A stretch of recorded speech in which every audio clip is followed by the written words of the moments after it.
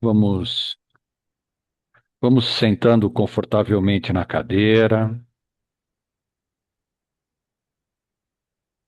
vamos fechando os olhos,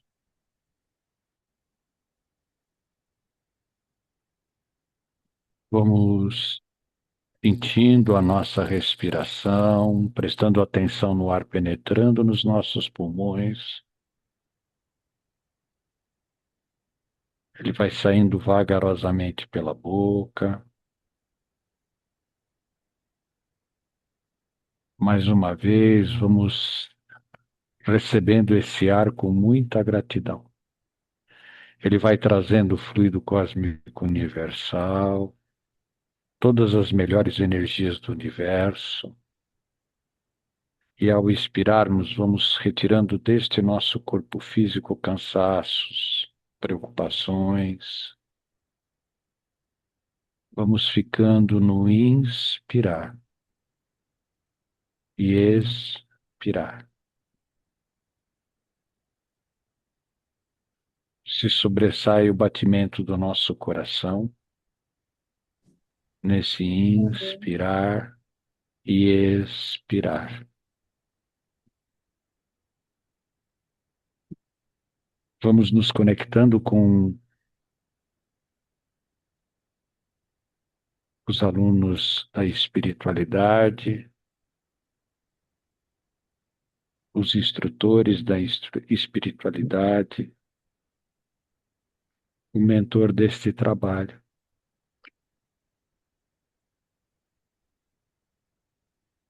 E com todos esses nossos irmãos da espiritualidade, vamos agradecendo as equipes de segurança da Casa de Caridade Espiritual Redenção, que já amorosamente limpou os ambientes dos nossos lares, equilibrando-nos para que pudéssemos participar desta nossa reunião, deste grupo hoje, como também a cúpula espiritual da casa, que nos dá a sustentação necessária para podermos realizar as atividades deste grupo de estudos. E assim vamos iniciando com a leitura Mudança de Rumo. Se estás doente, meu amigo, acima de qualquer medicação, aprende a orar e a entender, a auxiliar e a preparar o coração para a grande mudança. Isso está quem disse foi Emmanuel, está no Fonte Viva. Quando estamos em um lugar que nos desagrada e nos provoca algum sofrimento, a solução mais lógica é deixarmos este local. Quando pretendemos chegar a uma cidade ao norte e pegamos uma estrada ao sul, precisamos fazer uma conversão para alcançar a rodovia correta. Na enfermidade ocorre a mesma coisa. A doença é o aviso que estamos dirigindo o carro da nossa vida na estrada errada. E geralmente essa estrada se chama desequilíbrio. Por isso não há cura verdadeira sem mudança de estrada, sem uma conversão da nossa parte. Desacelere o carro da sua vida. Faça uma parada. Se você continuar correndo desse jeito, vai se arrebentar na primeira curva das dificuldades. Reflita sobre os seus atos e caminhos, sem nenhum propósito de se culpar pelo que tem feito. O objetivo é torná-lo consciente das escolhas que tem feito, estimulando a tomar uma nova estrada que o levará a um destino da saúde e da felicidade. Em todas as curas que realizava, Jesus sempre apresentava aos enfermos a proposta do não peques mais. Isto é, do não voltes a errar. o que para nós significa a necessidade de mudança de rumo que qualquer processo sincero de cura nos solicita. Muitos a quem Jesus curou voltaram a adoecer porque não mudaram de vida, persistindo em seus velhos hábitos doentios. Tenhamos consciência de que custará muito menos mudar do que experimentar o sofrimento do comodismo. Nenhum processo de cura se estabelece sem duas condições indispensáveis: consciência e mudança. Nunca é tarde para mudar de caminho, por piores que tenham sido as estradas do erro percorrido. Jesus não desistiu de você. A doença é um chamado para voltarmos ao caminho do bem. Como há 2000 anos atrás, o médico Jesus estava pronto para lhe curar. E você está pronto para a mudança? E assim, refletindo sobre essa leitura, refletindo sobre o caminho que estamos tomando e o caminho que necessitamos buscar. E vamos com esse pensamento, vamos mais uma vez cumprimentando as equipes espirituais que já estão aqui conosco e vamos todos nos dando as mãos e fazendo a nossa elevação, passando pelas fraternidades do espaço, dizendo: nosso Divino Mestre e Salvador, fortalecei-nos e amparai-nos para que possamos lutar contra as forças do mal que tentam dominar o mundo. Veneráveis mensageiros celestes, auxiliares de Jesus, fortalecei-nos e amparai-nos para que possamos lutar contra as forças do mal que tentam dominar o mundo. Pai nosso, Criador nosso, fonte eterna de amor e de luz, fortalecei-nos e amparai-nos para que estejamos sempre ao lado das forças do bem que estão regenerando este mundo, e que assim seja. Com essa conexão e com essa pleiade de amigos, com essas vibrações encaminhadas para as fraternidades, vamos passando por Ismael, o anjo guardião das terras brasileiras, cumprimentando, agradecendo e sempre colocando o nosso trabalho a seus pés, buscando sempre fazer o nosso melhor por esse cantinho deste planeta onde estamos vivendo. E vamos seguindo essa nossa caminhada com Ismael e vamos chegando às esferas de Maria de Nazaré, Maria de Magdala, Paulo de Tarso. E com Maria vamos chegando até o Mestre.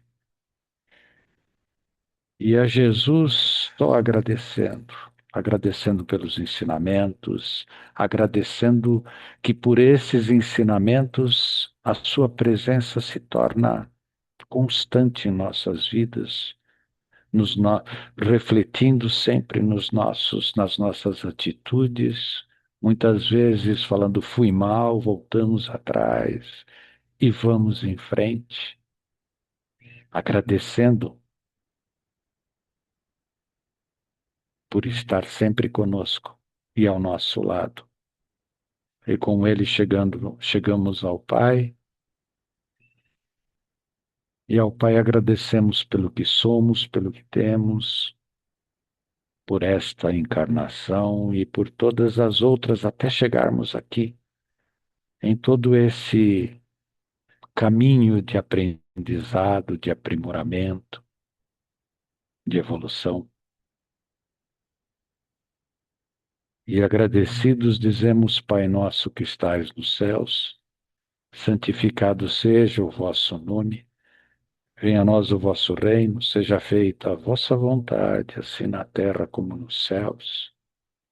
O pão nosso de cada dia nos dai hoje, perdoa as nossas ofensas da mesma maneira que perdoamos a quem nos tenha ofendido, e não nos deixeis cair em tentação, e livrai-nos de todo mal. Que assim seja. Mais uma vez, boa noite a todos. Hoje nós vamos começar, estamos iniciando o segundo módulo desse nosso grupo de estudos. A partir de hoje, nós vamos ter 4 aulas sobre sistemas fisioenergéticos.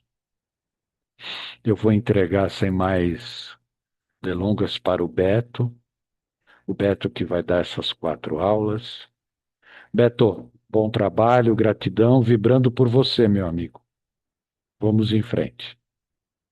Muito obrigado, Ivan. Boa noite a todos e todas. Vamos lá, vamos seguir. Deixa eu só compartilhar a minha telinha aqui.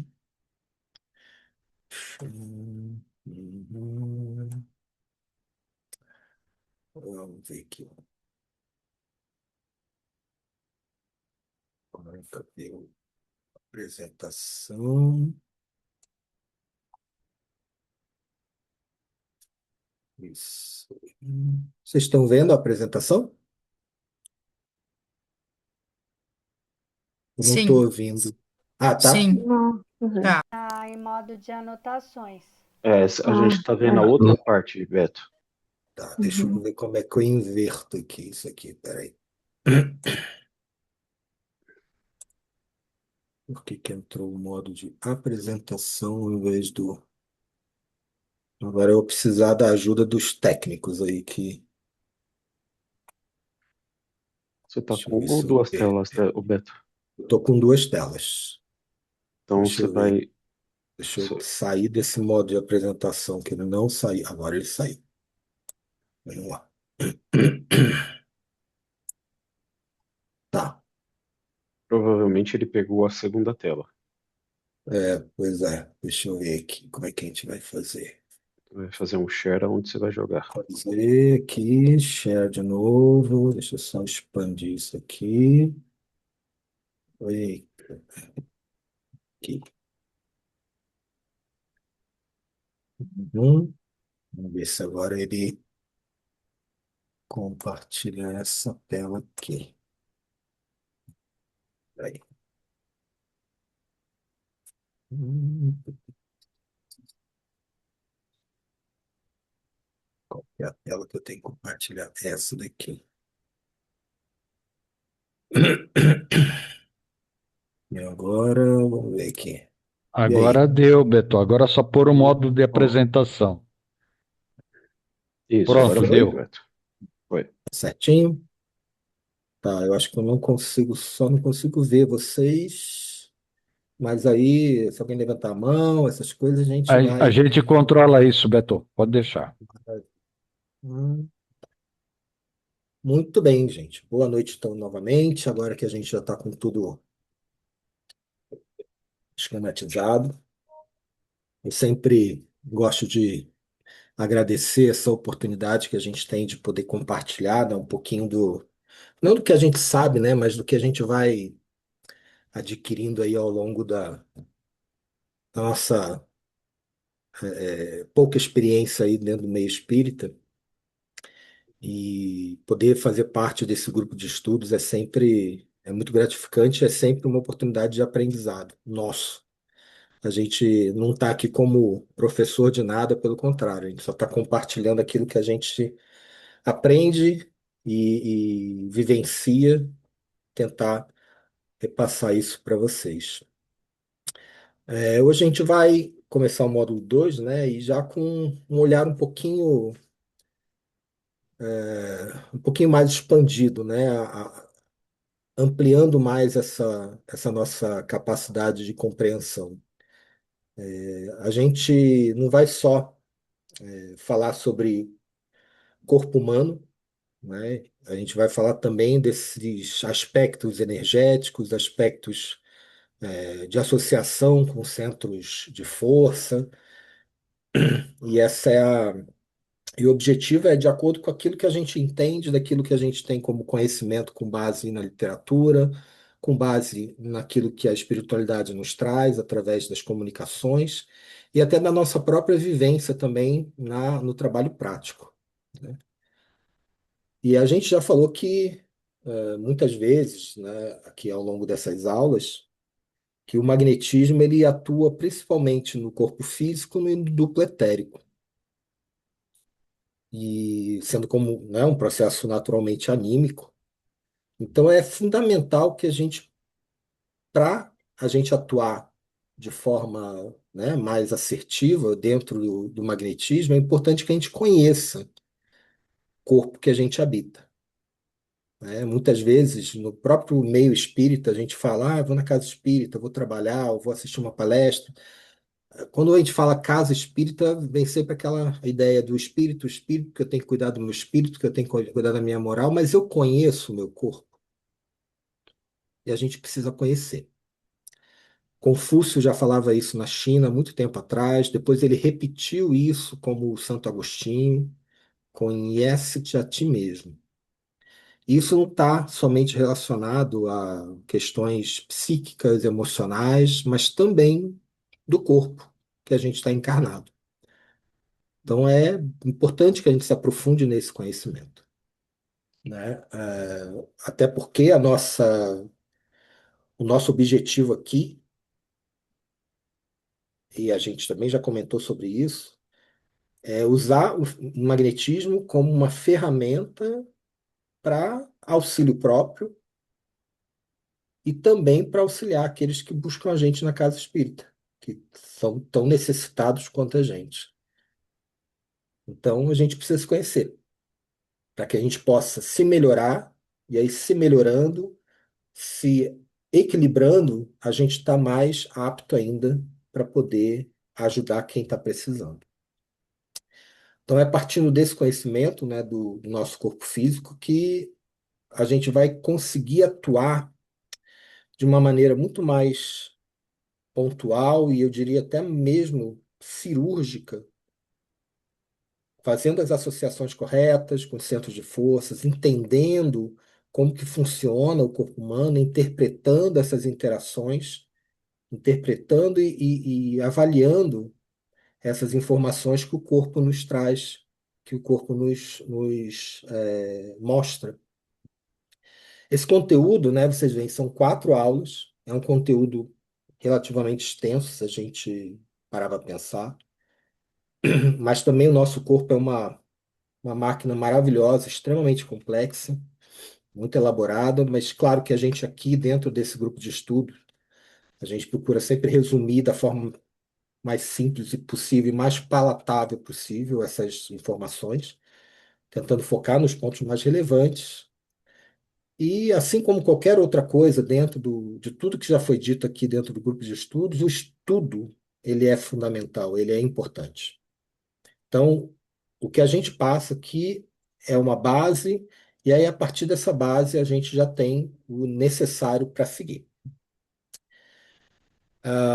A gente tem uma apresentação aberta, então qualquer dúvida podem levantar a mão, o pessoal vai me avisar.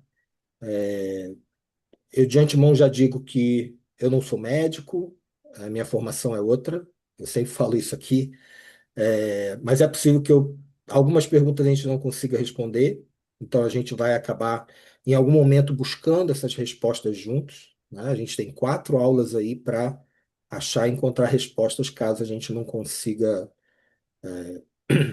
chegar aí numa conclusão em relação a alguma dúvida qualquer. Então vamos começar falando sobre o nosso sistema nervoso. A gente, no cronograma de vocês, estava sistema nervoso e sistema endócrino. Sistema nervoso, a gente tem muita coisa para falar. Então, eu achei melhor, junto com o Ivan, da gente ficar só com o sistema nervoso hoje, onde a gente vai poder falar com bastante tranquilidade, dar o tempo ali para as perguntas, dar o tempo para a gente poder conversar um pouco mais. E aí, nas outras 3 aulas, a gente consegue administrar os outros sistemas que são um pouco mais simples e vai dar tudo certo. Então, deixa eu botar aqui, peraí. Deixa eu botar o pointer aqui. Cadê o pointerzinho? Achei. Apontador laser, tá aqui. Então, dentro do sistema nervoso, nós vamos falar sobre as suas funções, sobre a unidade básica, a divisão deles, que é o sistema nervoso central e o sistema nervoso periférico.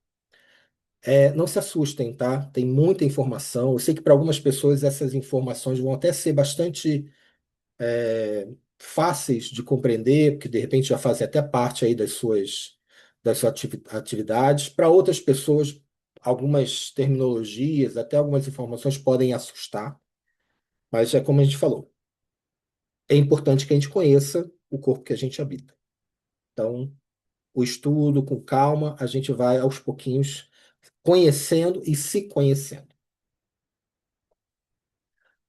Bom, sistema nervoso tem como algumas das suas principais funções, né, que é receber, responder estímulos, interpretar estímulos, refletir, inclusive, essa nossa capacidade de percepção da nossa própria realidade. Ele vai ajustar o nosso corpo para responder às várias situações e várias condições que o meio ambiente vai nos trazer, reagindo a essas condições, respondendo a esses estímulos, tanto externos do meio ambiente quanto internos também, dentro do nosso corpo, que também ocorrem reações, e esse sistema nervoso vai reconhecer e vai responder a isso. Claro, né, que esse sistema nervoso ele está distribuído em todo o nosso corpo e ele não trabalha sozinho. Ele vai estar associado a inúmeros outros sistemas que nós vamos falar, né? E principalmente o sistema endócrino, que a gente vai falar na próxima aula. Tá? Todos esses ajustes e todo esse trabalho em conjunto tem relação com uma coisa que se chama homeostase. O que é a homeostase? É esse equilíbrio entre os órgãos, os sistemas dentro do nosso corpo e as suas funções. Tá? Então, tudo é controlado pelo sistema nervoso em associação e trabalho colaborativo com esses outros sistemas. Né? E, logicamente, quando a gente fala de equilíbrio, a gente está falando de corpo físico, a gente está falando de equilíbrio orgânico. Mas não é só o equilíbrio orgânico, né? Mas é também um equilíbrio que se reflete na nossa própria postura interior, né? Da forma como a gente enxerga o mundo, da forma como a gente reage às situações, aos desafios, porque a gente lembra que tanto as influências do nosso espírito reverberam no nosso corpo, mas quando o nosso corpo reage, ele também reverbera no nosso espírito. Então, é uma via de mão dupla. Então, esse equilíbrio ele tem que ser buscado não somente na parte física, mas também na parte espiritual, moral, na parte psíquica, na parte emocional. Além das funções, né, de todas essas funções que a gente já falou, tem a função de manutenção, ele também está relacionado a funções como aprendizado, funções de memória, funções de personalidade, de interação, de cognição, né? E cada parte do nosso sistema nervoso tem um direcionamento relacionado a essas atividades. Aí a gente vai falar mais um pouquinho sobre isso mais para frente, quando a gente falar dos lobos cerebrais. E uma das características, né, desse sistema nervoso, em relação aos demais sistemas, e principalmente o sistema endócrino, né, que acaba diferenciando, é a capacidade de resposta. O nosso sistema nervoso ele dá respostas muito rápidas, né, através dessa rede de células especializadas que a gente vai falar um pouco mais em detalhe. E é muito rápido mesmo, porque se a gente comparar com as respostas que o sistema endócrino oferece, as respostas elas são bem mais lentas, porque elas estão dependentes principalmente de reações químicas, enquanto que as respostas vindas e recebidas pelos estímulos recebidos pelo sistema nervoso, elas são respostas e estímulos muito rápidos e que exigem uma resposta mais imediata. A resposta, muitas vezes, em milissegundos.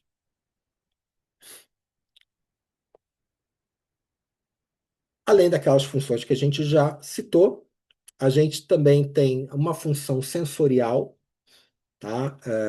Onde o nosso cérebro, o nosso sistema nervoso vai trabalhar com estímulos e respostas que podem ser conscientes ou inconscientes, né? As conscientes são o tato, a visão, o paladar, a mobilidade, a capacidade de movimentação, e também inconscientes, aquelas respostas e aquelas reações que são automáticas no nosso corpo.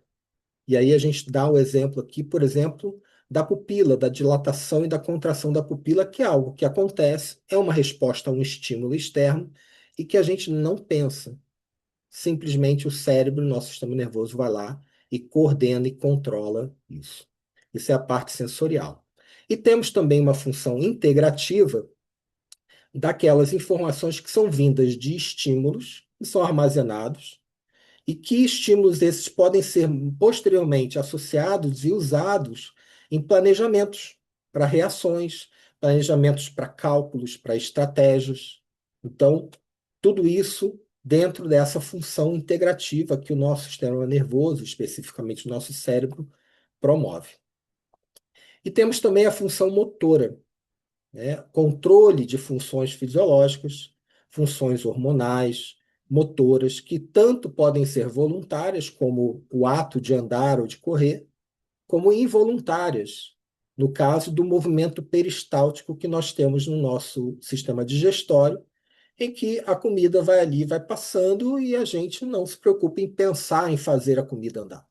Ela já vai por conta própria, porque o próprio sistema nervoso tem um sistema para fazer isso acontecer. É lógico que essas funções são também resumidas, né? Tem muito mais, a complexidade do sistema e das funções do sistema nervoso é muito maior, mas a gente está dando aí só um panorama de algumas das principais funções. E é claro que tudo isso funciona de alguma forma e tem que ter uma unidade básica que faz isso funcionar, né? Então, antes da gente entrar na divisão propriamente dita do nosso sistema nervoso, a gente tem que saber quem que é a pecinha básica que faz esse sistema funcionar no nosso campo físico, que é o neurônio. O neurônio é essa célula que estruturalmente forma o nosso sistema nervoso no aspecto físico. Ela é uma célula extremamente especializada, extremamente diferenciada, e a gente vai falar bastante sobre essa especificidade dela, dessa diferenciação, vai ser usada justamente para isso, para fazer esse carreamento de impulsos, de impulsos elétricos, neuroquímicos, de resposta de estímulos, de carreamento de estímulos, carreamento dessas respostas derivadas da interpretação que o nosso cérebro vai ter. O neurônio possui uma série de propriedades, tá? Entre elas, essa capacidade de perceber e reagir a estímulos, a capacidade de condutibilidade, que nada mais é do que transportar, né, os estímulos de acordo com a necessidade, numa via de mão dupla, do cérebro para um determinado órgão ou glândula, ou músculo, ou do músculo ou da pele para o cérebro, e por aí vai. Então, assim, basicamente, a nossa célula neuronal está dividida como a gente está vendo aqui, nesse esquema, tá? Aqui a gente está usando um neurônio motor.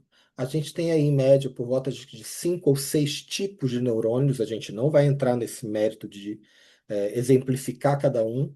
A gente vai pegar só o neurônio motor, que é uma célula bastante simples, para a gente entender como que ela funciona e quais são as suas principais partes. Então, nós temos aqui o corpo celular, tá? Que é aonde fica o núcleo, aonde ficam as organelas que são responsáveis para manter a vida dessa célula. Depois disso, a gente tem os dendritos, que são aqueles que vão sair do corpo celular, são projeções do corpo celular, e que são responsáveis pelo recebimento dos estímulos que chegam até essa célula. E temos o axônio que é esse prolongamento do corpo celular e que na sua extremidade ocorre o contato ou com dendritos ou de outra célula neuronal, ou de um músculo, ou de uma glândula, ou num órgão, ou numa célula específica. Aí vai depender de cada caso. Como é que esses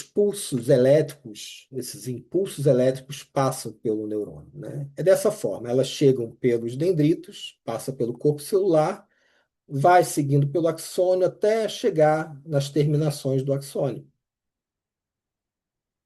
De uma forma bem simples, bem simplificada, é dessa forma que acontece.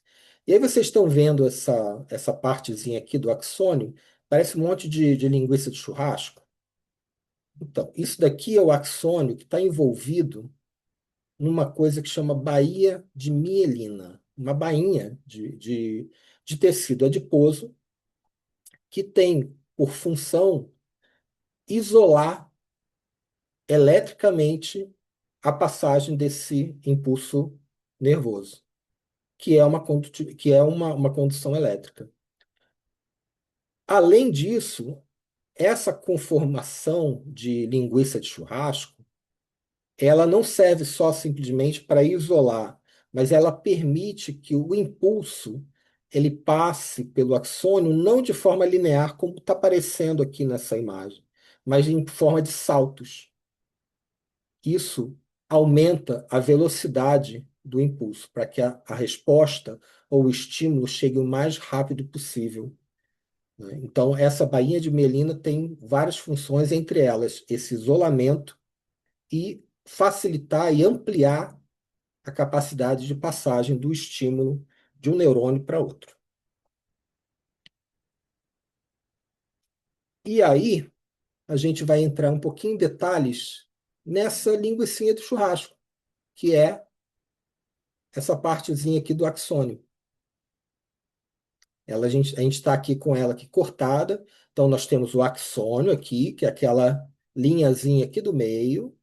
Temos a bainha de mielina e temos as células de Schwann, que são as células que vão formar essa bainha de mielina. Ela funciona como a capa de um fio.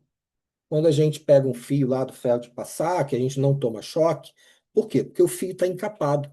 É a mesma coisa. Basicamente, o que ela vai fazer é segurar, manter o impulso nervoso dentro do axônio para que ele não escape. Por quê? Se ele escapar, a gente tem problemas. Aqui nós temos, nesse esquema,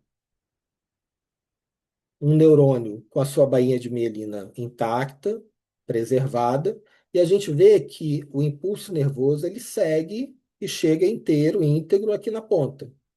Se a gente tem alguma lesão, alguma perda nessa baía de mielina, o impulso nervoso ele pode ter dificuldade de chegar com baixa potência, escapar para fora do axônio, ou mesmo nem chegar. E aí, claro que a gente naturalmente já vai entender que essa perda de potencial, essa perda de chegada plena desse impulso pode gerar uma série de problemas de coordenação, dificuldades nas funções corpóreas, e poderia até dizer, assim, entre aspas, curtos-circuitos internos dentro do cérebro que vão afetar as suas funções principais, né? E se tratando de cérebro, a gente tem que lembrar que é uma estrutura extremamente sensível e qualquer coisa que fuja do que seria o normal ou dentro das atividades normais, isso pode gerar consequências, às vezes, né, em nível grave. Bom, existem várias pesquisas a respeito da baía de mielina, a gente não vai ficar citando nenhuma aqui, porque nosso tempo nem é muito generoso para isso. Mas o entendimento sobre as suas funções, a importância dessa baía de mielina tem se ampliado bastante, inclusive no que se tratam, né, de algumas doenças específicas, como esclerose múltipla, o Parkinson, a doença de Alzheimer, que já se sabe que, entre outros fatores, a preservação as boas condições da baía de mielina têm um papel importante para que essas doenças aconteçam ou não, né? Como eu falei, entre outros fatores, né? Existem vários outros fatores que podem também estar envolvidos no desenvolvimento de algumas dessas questões que a gente citou.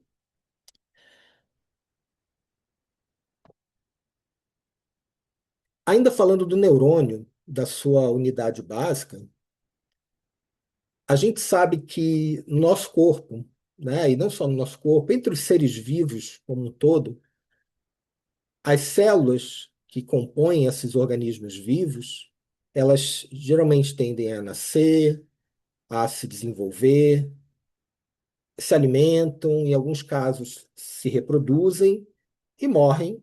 E nesse processo, né, elas, vamos dizer assim, reencarnam novamente, gerando novas células. Isso, como eu falei, é normal, é natural na maioria dos seres vivos, na maioria não, na totalidade dos seres vivos, né? E para a maioria das células. Mas com os neurônios é um pouquinho diferente. Segundo a medicina, até um tempo atrás, esses neurônios, eles não se dividem e não se reproduzem mais depois que eles estão adultos, depois que eles maturam. Ou seja, eles não são capazes de se recompor. Então, uma vez que a gente perde um neurônio, perdeu. Perdeu para sempre. Né? O que explica até o que acontece em algumas lesões no sistema nervoso, como é, lesões na coluna, AVCs, onde você tem uma parte da medula, uma parte do cérebro onde os neurônios são prejudicados, são lesados ou até morrem, e a gente não tem a recuperação daquela área. Né? Não é que nem a pele da gente, que a gente corta, aí vai cicatrizar, né? Vai aparecer ali um conjunto de células e vai ficar tudo bem. Com o neurônio, não é assim. E claro, né, essas lesões, quando a gente fala de lesões, a gente também tem que levar em conta assim, até um certo limite, dependendo da lesão, até é possível que o neurônio se recupere, desde que aquele corpo celular principal dele não seja prejudicado, porque é ali que tem o núcleo, ali que tem as organelas que vão manter a célula viva. Então, se aquele corpo celular está íntegro, pode ser que a célula consiga alguns mecanismos para se recuperar. Mas isso depende muito também de uma série de fatores. Mas aí, vejam, né? Por muito tempo, como eu falei, o entendimento sobre isso é que os neurônios, uma vez que a gente nasceu e já está com os neurônios lá formados, eles vão amadurecer e vão ficar ali e só vão. Quando a gente morrer, eles vão juntos. Ou eles vão morrer antes da gente. E aí isso vai acabar comprometendo a nossa vida também. Mas já hoje em dia, né, com o avanço ali dos estudos dentro dessa área de pesquisa neurológica, já se sabe que existem algumas células neuronais que são capazes de serem produzidas dentro do nosso cérebro, especificamente numa área chamada hipocampo, que é justamente uma área responsável pela nossa memória. Mas aí fica ainda a pergunta, né? Por que então que o nosso neurônio se comporta e funciona dessa forma, comparado às outras células que a gente tem no nosso corpo? Né? Por que dessa especificidade, se ele é uma célula que está dentro do nosso organismo e que está tendo as suas funções? Por que ele não pode se reproduzir? Por que ele não se diferencia? Por que ele não se reproduz, se multiplica e seja capaz de, assim como na pele, corrigir ali um corte, um defeito, uma lesão?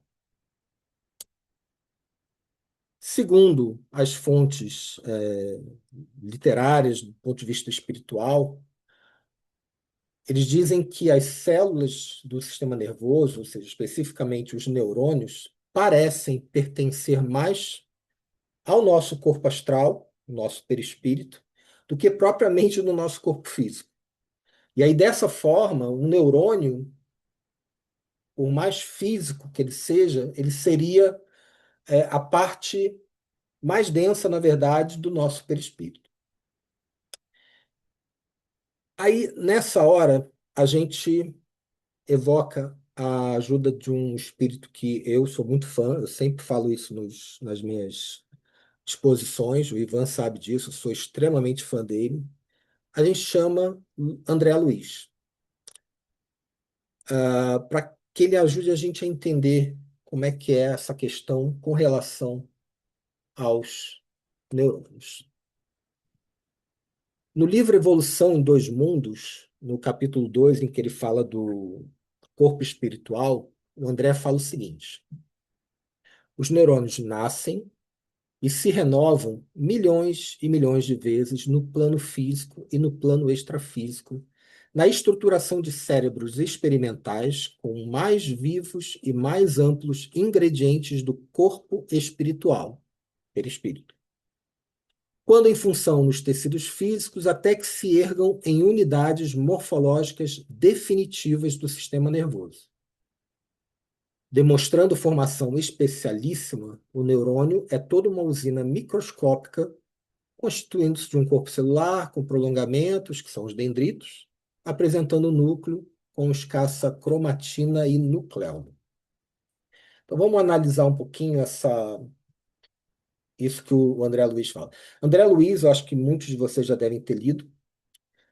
Eu sei que algumas pessoas não gostam, porque em muitos casos, esse é um dos casos, né, um dos exemplos, a leitura às vezes nem é sempre fácil, né? Ele usa muita terminologia biológica, de cunho médico também, e quando a gente não tem uma base dentro dessa linha, né, da biologia, no entendimento do nosso corpo humano, às vezes fica realmente muito difícil. Até para quem já tem a básica, fica um pouco difícil. E quando a gente não tem essa base, aí a leitura acaba ficando cansativa, a gente lê, não compreende, vai passando, e aquilo ali acaba entrando no esquecimento, porque a gente não compreende. Mas vamos analisar um pouquinho o que o André Luiz fala com relação a esse trecho, né? O que ele está querendo dizer com isso, dentro de todo esse contexto? Ele está querendo falar a respeito do princípio inteligente, a nossa evolução enquanto princípio inteligente. Então, a gente não está reencarnado dentro dessa estrutura física, hoje, hominal, por acaso. Na verdade, a gente já vem, né, ao longo de alguns bilhões de anos, evoluindo e aprendendo dentro dos diferentes reinos da natureza, né, o mineral, o vegetal, o animal. Lembra da mônada? Né? Para quê? Para aprender, para evoluir e para desenvolver o nosso intelecto e a forma da gente conseguir chegar, enquanto espírito, nessa estrutura hominal que a gente está agora. Então, quando ele fala ali, se renovam milhões e milhões de vezes no plano físico, no plano extrafísico, é exatamente isso. É esse processo de evolução ao longo dos reinos. E o perispírito, como ele chama ali, corpo espiritual, ele vai servir como modelo, né? A gente já sabe, olha, os ingredientes do corpo espiritual, ou seja, o MOB, o modelo organizador biológico, que é o perispírito. Então, antes que o nosso sistema nervoso atinja essa conformação, que a gente poderia dizer como perfeita, mas que ainda não é perfeita, o nosso espírito evoluiu dentro dos demais reinos e experimentou diferentes formas. Formas mais simples, formas mais complexas de sistemas nervosos, até a gente chegar no estágio que a gente chegou e que ainda vai aprimorar mais.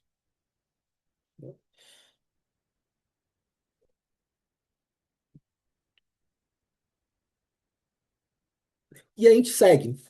Quando ele fala, por exemplo, do neurônio que é a célula mais próxima da natureza vibratória do espírito. Enquanto as outras células seguem todos aqueles passos de crescer, se renovar, multiplicar, morrer e renovar, né? Os neurônios, como ele mesmo coloca aqui, são unidades definitivas, né? Ou seja, unidades morfológicas definitivas. Tá ali, tá como tá pronta e não muda. Então, é interessante a gente pensar nisso, porque quando a gente fala de uma célula de uma pele, a nossa pele, né, que é o nosso maior órgão do corpo, ela está em contato direto com o nosso ambiente. E o ambiente oferece risco, oferece riscos de lesões com muito mais facilidade, né, com muito mais acesso de problemas. Então, ela precisa ter esse processo de renovação muito mais acelerado e muito eficiente. E se a gente olha para o nosso cérebro, na verdade, faz sentido até ele não se renovar, ele não ter esse processo de mudança, de, de, de uma célula morrer e voltar uma nova. Por quê? Ele precisa dessa estabilidade morfológica, né? O que a gente está querendo dizer com isso? Ele precisa não trocar de células, porque o não trocar de células vai permitir uma constância na tradução daquela onda mental que a gente produz, que é a nossa consciência, o nosso pensamento, sem que isso perca uma continuidade da nossa consciência. Se a gente tivesse neurônios em constante crescimento, morte e renovação, talvez essa constância não acontecesse. Isso poderia ser um problema para a nossa cognitividade, para uma série de funções. Então, faz até um certo sentido que os nossos neurônios não se renovem tanto quanto, né, ou na proporção que a gente tem, por exemplo, uma renovação da nossa pele. Mas isso é algo que a gente pode refletir, que a gente pode, né, tanto estar no nível, né, da filosofia, no nível de... A gente não tem literaturas, né, profundas a esse respeito, nesse aspecto, mas são questões que às vezes até beiram um pouco a especulação, mas faz sentido, se a gente olhar pela lógica, pela razão. E aí a gente continua com o André Luiz no mesmo capítulo, né, quando ele fala: acha-se o núcleo cercado de protoplasma, em que há mitocôndrios, neurofibrilas, aparelho de Golgi, melanina abundante e um pigmento ocre, estreitamente relacionado ao corpo espiritual, de função muito importante na vida do pensamento, aumentando consideravelmente na madureza e na velhice, além de uma substância invisível na célula em atividade a espalhar-se no citoplasma e nos dendritos. Essa substância representa alimento psíquico, aurindo pelo corpo espiritual no laboratório da vida cósmica através da respiração. Durante o repouso físico, para a restauração das células fatigadas e insubstituíveis. O pigmento ocre, que a ciência humana observa sem maiores definições, é conhecido no mundo espiritual como fator de fixação, como a encerrar a mente em si mesmo. Então, veja, tem várias informações importantes aqui. Vamos analisar. Nessa parte do texto, quando o André fala, né, da substância invisível, da atividade, que representa alimento psíquico, aurido durante o repouso físico. Ele está falando do que aí, gente? Ele está falando do sono, da fisiologia do sono. E a gente sabe, embora a gente nem sempre coloque isso em prática, né, o quanto o sono é importante e que durante o sono a gente se desdobra. E aí a gente fica nesse momento ali parcialmente desprendido do corpo. E lá no plano astral, e dependendo, obviamente, das nossas escolhas em relação a isso, né? Porque aí a gente escolhe os caminhos que a gente quer, a gente pode, então, lá no plano astral, durante esse processo de desdobramento, a gente pode buscar os recursos, como ele mesmo cita, os recursos auridos pelo corpo espiritual no laboratório da vida cósmica. O que ele está falando aí? O que é esse alimento psíquico? É o fluido cósmico universal. Então, quando a gente dorme e respira lá no plano astral, a gente está justamente reabastecendo as nossas reservas para restaurar as nossas células no plano físico. E isso inclui os neurônios, que, como a gente viu, né, a priori, e como ele mesmo coloca aqui, não se dividem e são insubstituíveis. A gente tem que lembrar que esse texto é de, sei lá, 1950 e alguma coisa, 60, não lembro, né? Então, muita coisa ali aconteceu e a gente tem a informação que ele passa para a gente à luz do conhecimento da época. Mas aí tem ainda nesse texto um outro ponto importante, que é essa questão do pigmento ocre. O pigmento ocre, conhecido no mundo espiritual como fator de fixação, como que a encerrar a mente em si mesma. Eu Eu fiquei muito curioso com essa questão desse pigmento ocre, né? Que eu fui fazer um levantamento para saber se tinha realmente dentro da célula nervosa ou em alguma outra célula do corpo algum pigmento, alguma substância que fosse, né, dessa coloração e que tivesse ali, talvez alguma função. E dentro dessa busca, de fato, existe uma substância, e na verdade ela não é bem uma substância, ela é, na verdade, um conjunto de substâncias que se chama lipofuscina. Essa lipofuscina, ela tem a coloração amarelo acastanhado, ocre, e ela tecnicamente, assim, vamos dizer assim, o nome popular dela dentro do meio científico é chamado de pigmento do envelhecimento. E olha o que o André fala, o pigmento ocre relacionado ao corpo espiritual, aumentado consideravelmente na madureza e na velhice das pessoas. Então, assim, os neurônios, por eles não se renovarem, eles tendem a acumular mais dessa substância. E aí, claro, vai depender de vários fatores, vai depender da fisiologia de cada organismo, enfim, né? Mas o que a gente pode tirar de aprendizado, né, da informação que o André passa para a gente? Essa substância ela se acumula à medida que a célula vai envelhecendo.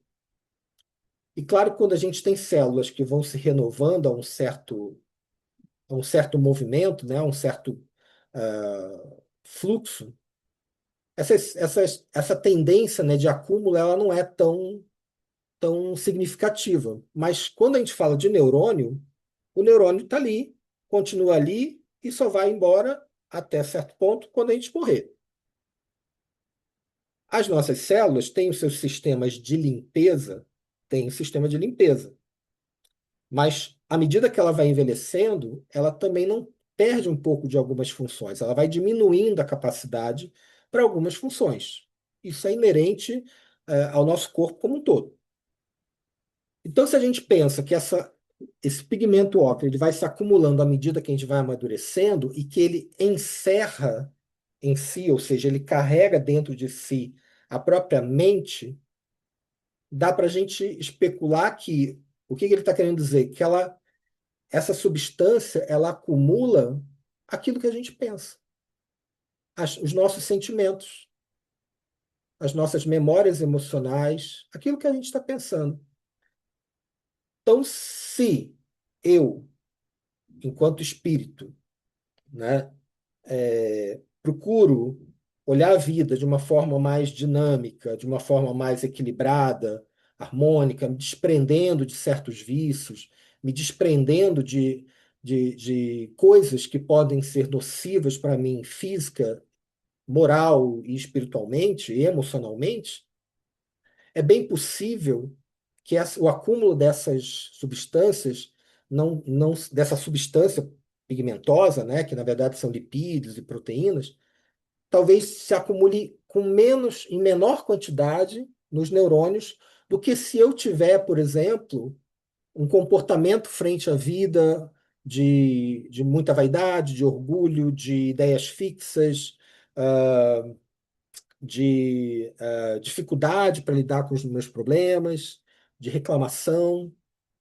Então, isso tudo pode estar associado, o acúmulo desse pigmento pode estar associado à forma como eu me comporto perante a vida. E isso pode acumular mais ou menos de acordo com a forma como eu lido, não só do ponto de vista físico do meu corpo, mas também mental, emocional e espiritual e moral também. Então, isso tudo para quê? Para que a gente possa entender um pouquinho, né, sobre essa questão do neurônio, como é que ele funciona, essa base, né, que é a base do nosso sistema nervoso, e perceber que é uma célula não só especializada pela qualidade, pela especificidade que ela tem, mas, sob alguns aspectos, provavelmente nem é tão física quanto a gente imaginaria. Tudo bem até aqui?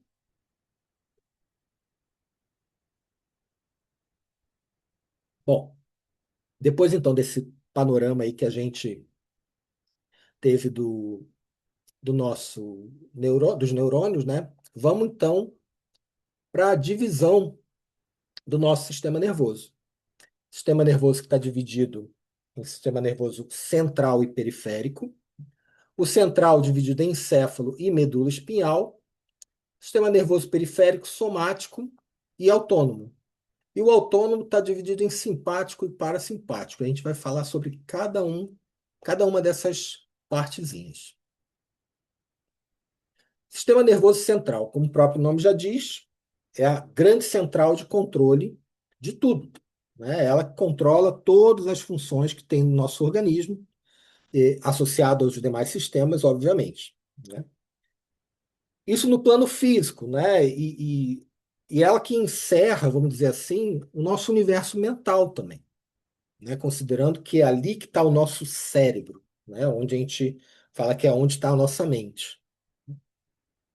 É onde os nossos sentimentos, é onde as nossas crenças se expressam, né? Através dos impulsos elétricos, dos impulsos químicos, e vão, inclusive, determinar de que forma, né, como que a gente reage a esses eventos, esses desafios que a gente encontra aí pela vida. Como eu falei, está dividido em encéfalo e medula espinhal, tá? São protegidas por estruturas sólidas. No caso, o crânio do encéfalo e a medula e a coluna vertebral, no caso da medula. E a gente vai falar sobre essas estruturas só lá, quando a gente falar de sistema esquelético. O encéfalo, popularmente chamado de cérebro, né? Ele está dividido da seguinte forma, né? O telencéfalo, que é essa região aqui, aquela região de circunvoluções, né? Que é a imagem típica do cérebro. O diencéfalo, que é essa região aqui interna, no meio do nosso cérebro, e o tronco encefálico. Tem o cerebelo também, que está aqui atrás, embaixo do telencéfalo, e temos o tronco encefálico, que vai estar dividido, né, em três partes.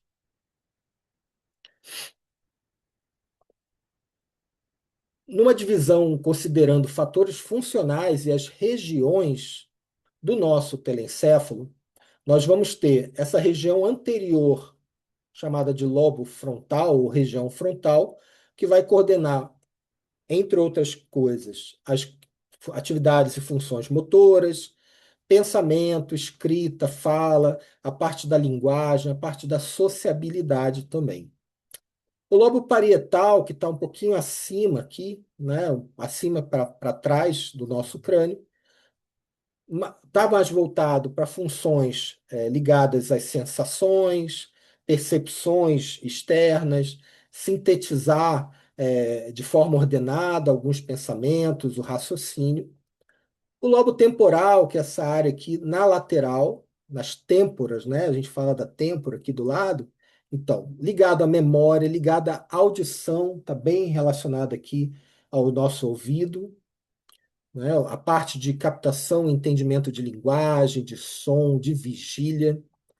E, por fim, o lobo occipital, que é essa região aqui atrás, em azul, né? Ligado aí às percepções, a parte de processamento visual, né? Tanto que algumas pessoas que costumam, às vezes, ter algum tipo de acidente, que batem com muita força com essa região de trás aqui né, dessa região occipital, elas podem, às vezes, experimentar episódios de cegueira temporária por causa dessa lesão nessa região aqui, que está muito, muito ligada aos nervos ópticos, né? E também está ligado também essa percepção espacial por conta da proximidade com o cerebelo.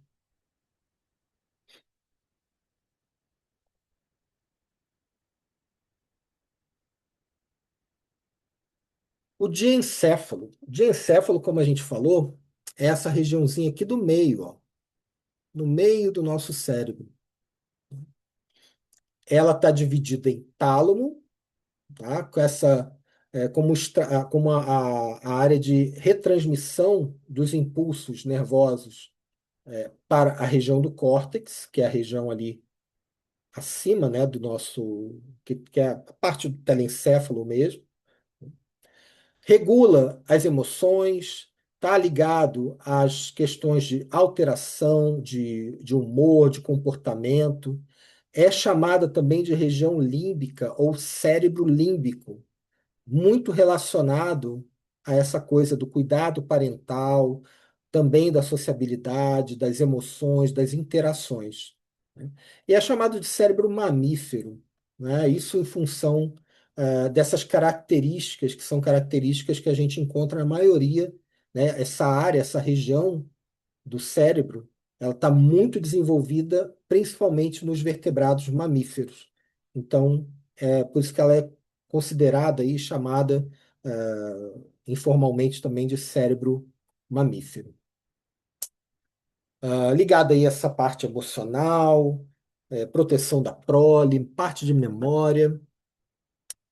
E temos também a região do hipotálamo, que é essa regiãozinha aqui, que inclui a hipófise, tá? Essa glândulazinha que está aqui, que a gente vai falar quando a gente falar do sistema,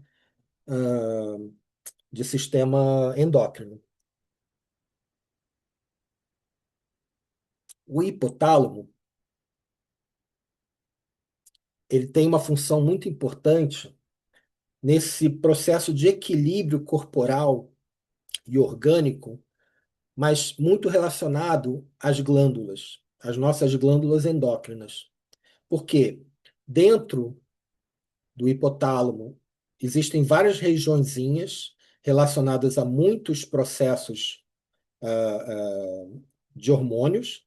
Aí, e também a gente tem a hipófise, também uma glândula diretamente relacionada com liberação de certos hormônios e liberação de substâncias que vão atuar sobre glândulas no nosso corpo para a produção de hormônios também.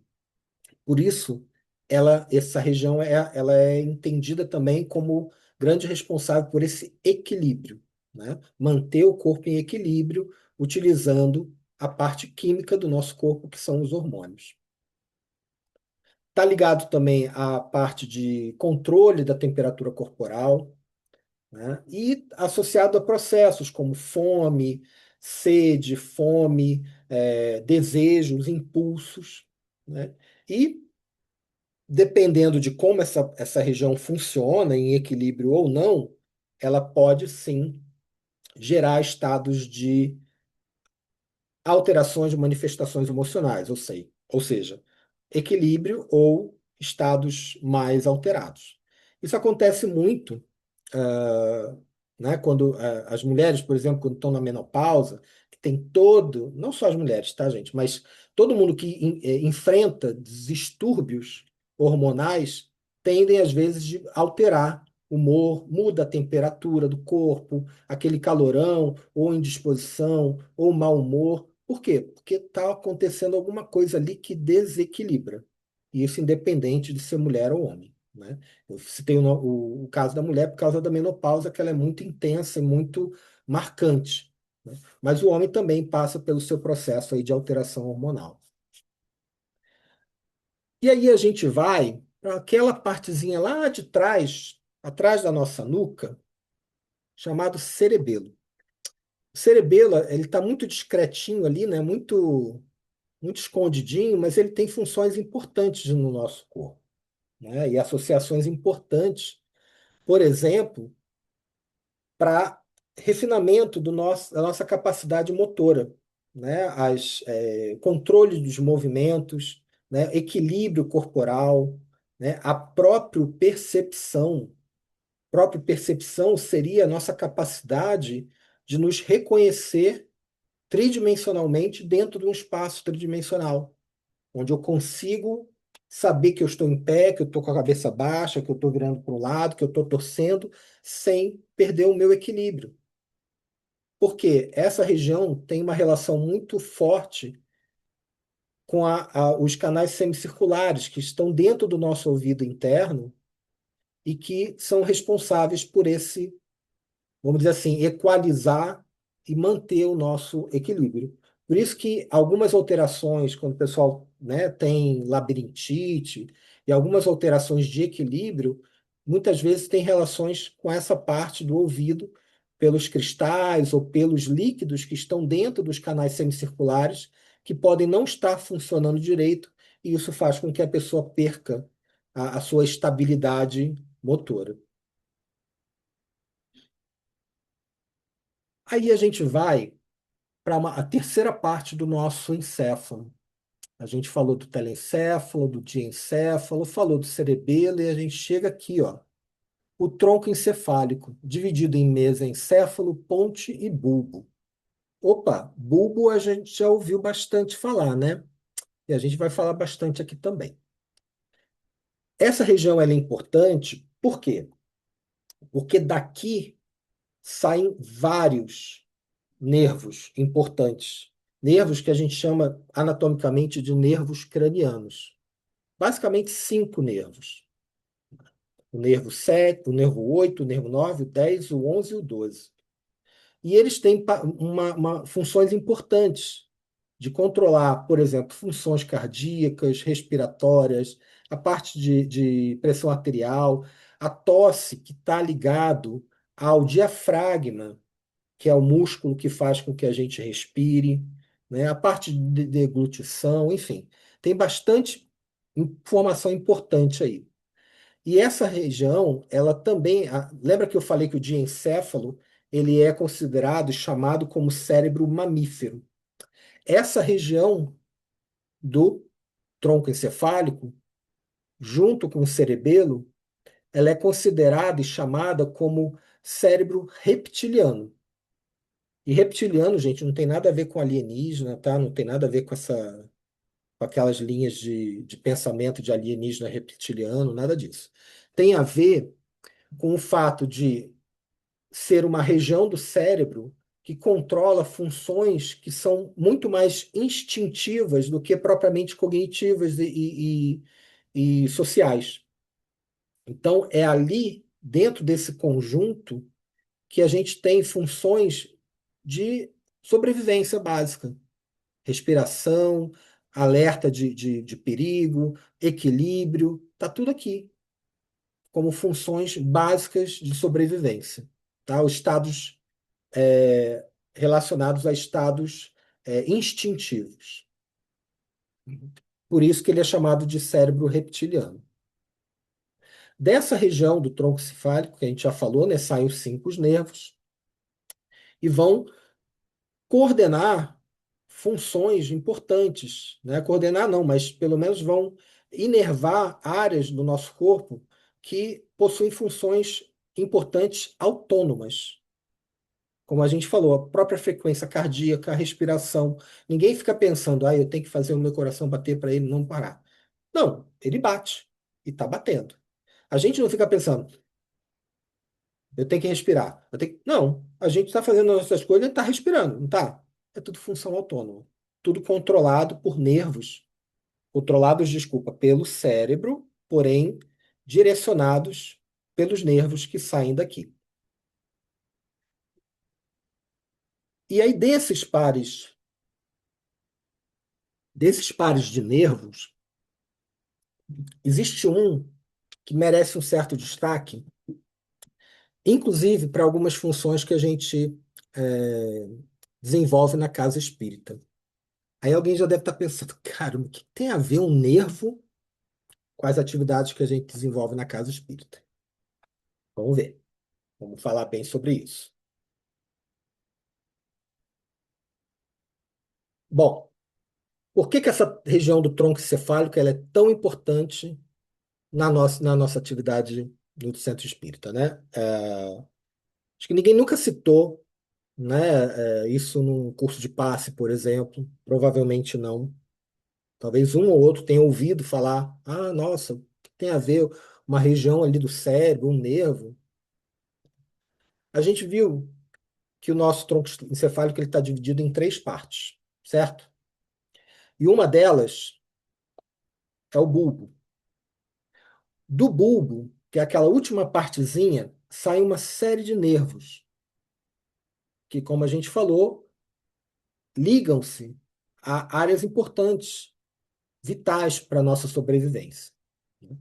Está ligado à nossa respiração, ao nosso batimento cardíaco, a funções vitais no nosso tórax, no nosso abdômen.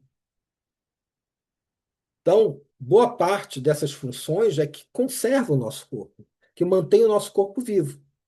Por isso que a gente falou que essa região é uma região primitiva, né, chamada de cérebro reptiliano, porque ela mantém o nosso corpo vivo, que é a função básica, né? É o que a gente precisa para sobreviver. A gente pode perder braço, pode perder perna, mas se a gente perder uma parte do nosso tórax ou uma parte do nosso abdômen, isso pode comprometer fatalmente a nossa vida, a nossa sobrevivência. Essa região do tronco encefálico é uma região que fica aqui na nuca, né?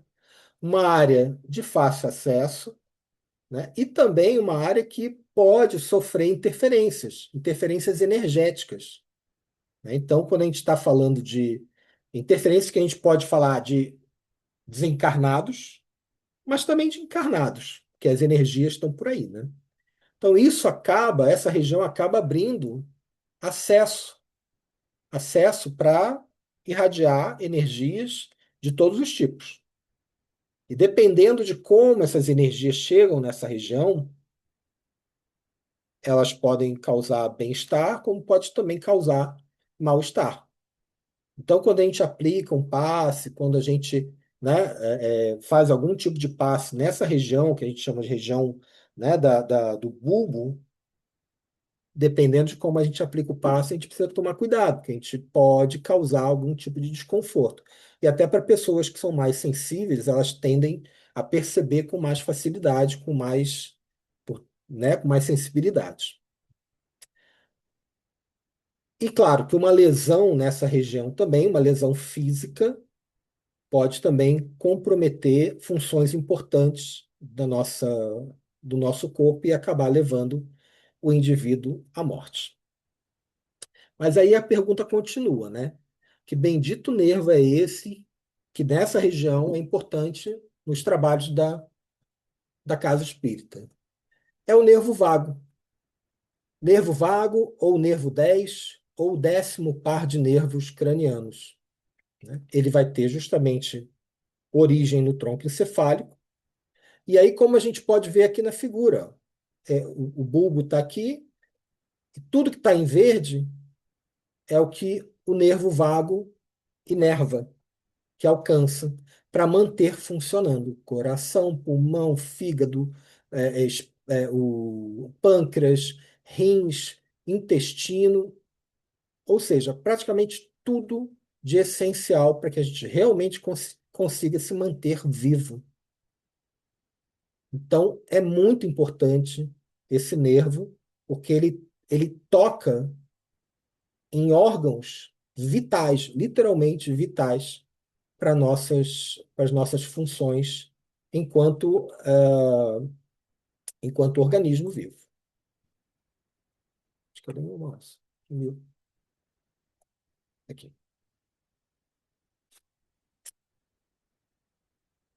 E por que para nós, de novo, esse nervo vago ele é tão relevante, ele é tão essencial, né?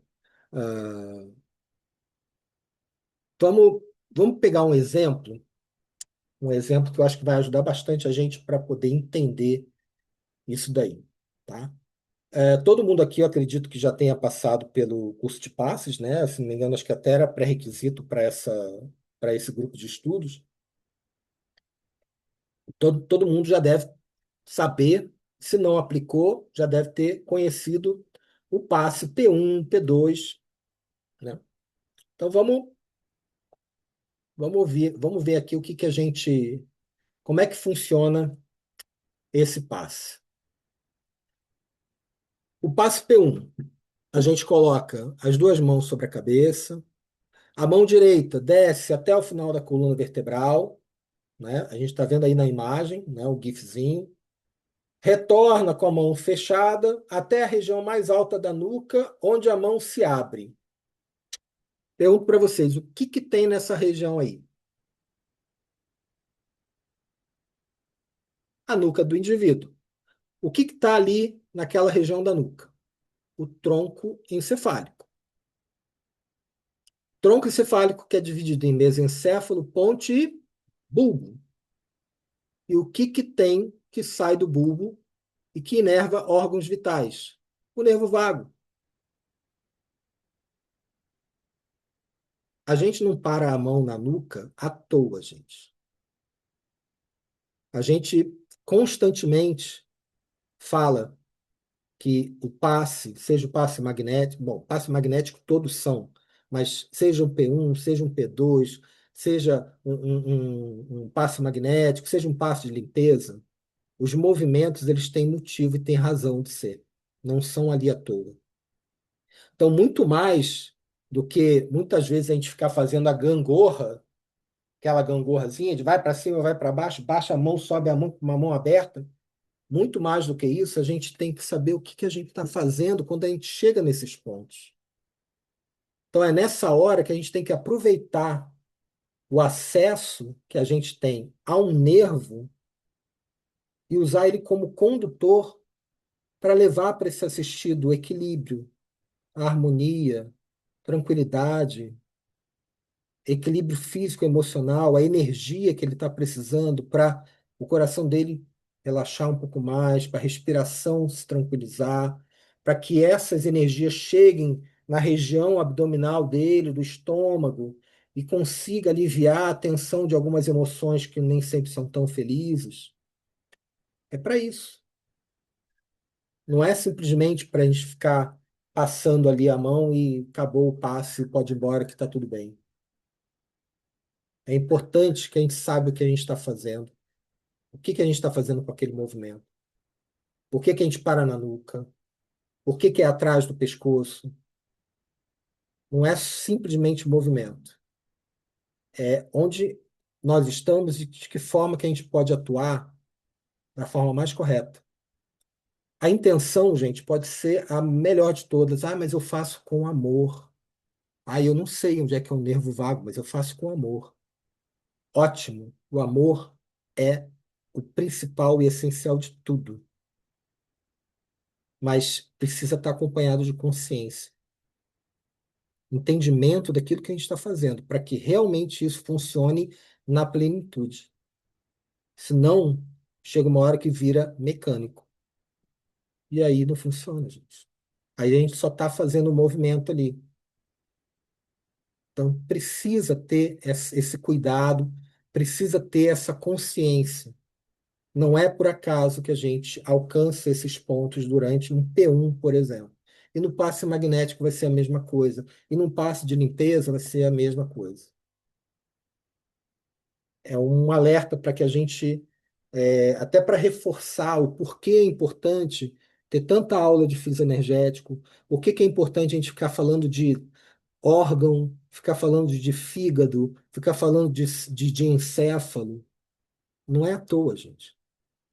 quando o Ivan estruturou o cronograma e incluiu essas aulas, é por conta disso, quando da necessidade desse entendimento do que a gente está fazendo para atuar de forma assertiva, consciente no corpo e no duplo etérico, porque o duplo etérico é idêntico ao corpo físico.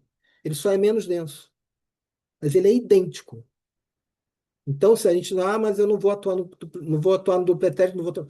É igual, é a mesma coisa. O mesmo órgão que está no duplo etérico está no corpo físico e vice-versa.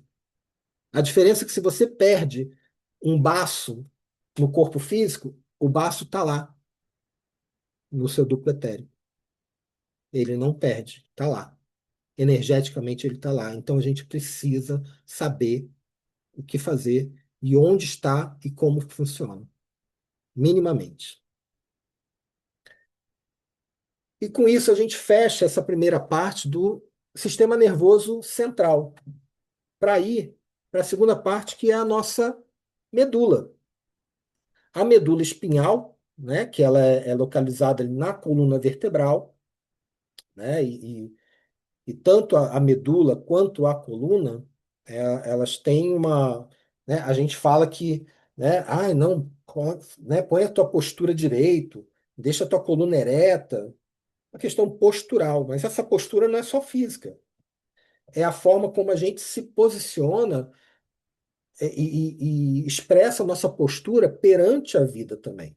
Então, a coluna vertebral fala muito sobre a gente. Mas a gente não vai falar sobre a coluna vertebral, a gente vai falar isso lá quando a gente falar de sistema ósseo, né, esquelético. Mas a gente vai falar da medula. Medula que está aqui, ó. Cadê o nosso mapa aqui? Medula que está aqui dentro da nossa coluna vertebral.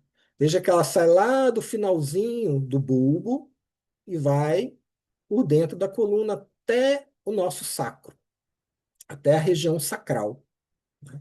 E cada parte dessa coluna saem nervos que saem dessa medula. Nervos que vão, né, irrigar de impulsos nervosos, receber e transmitir impulsos nervosos para o corpo todo. Então, a função dela, basicamente, é essa, condutora, nas duas vias, né? Onde os impulsos são transmitidos do cérebro para os órgãos e vice-versa, né? Tanto para os glândulas, para os músculos, dando essas respostas, com uma função de coordenação, coordenar essas atividades, né? Principalmente atividades reflexas. E só a título de curiosidade, a média ali em torno de 50 centímetros, mas aí pode variar de indivíduo para indivíduo, né?